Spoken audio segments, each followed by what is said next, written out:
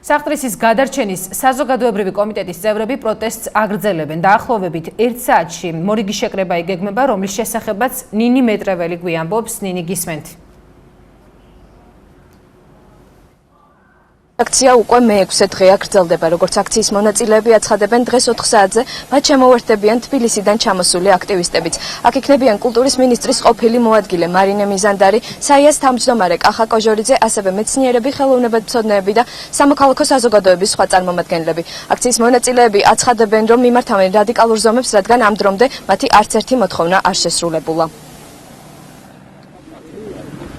RMG Goldi, რომელიც მიზან მიმართულად ანგრევს საყდრისის პაჩაღიანის საბადოს, არაპირებს შეწყვიტოს სამუშაოები, მიუხედავად იმისა, რომ არის რელიგიური დღესასწაულები, მათ ერთი წუთით არ გაუჩერებიათ მუშაობა, მძიმე ტექნიკა მუშაობს ამ წუთებში საყდრისზე, ანგრევენ მიზან მიმართულად ძეგლს.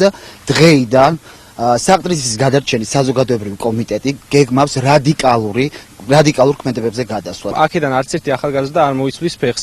კეთილი ინებოს კულტურის სამინისტრომ და პირადად მინისტრმა და მიიღოს ამაზე ისეთი ზომები, რომელიც უნდა გაატაროს კულტურის სამინისტრომ. ეს არ არის ეკონომიკის სამინისტრო, რომელმაც შეიძლება ჩვენ გვესაუბროს რაღაც სახელმწიფო ფინანსურ ინტერესებზე. ეს არის კულტურის სამინისტრო, რომელსაც ევალება საკუთარი კულტურული მემკვიდრეობის დაცვა.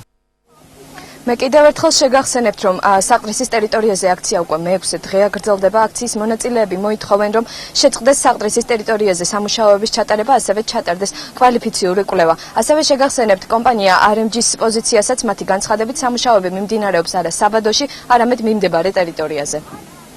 მადლობ ნინი, შეგახსენებთ, რომ დაახლოებით 1 საათში საყდრისის გადარჩენის საზოგადოებრივი კომიტეტის ორგანიზებით მორიგი აქცია გაიმართება საყდრისის მიმდებარე ტერიტორიაზე.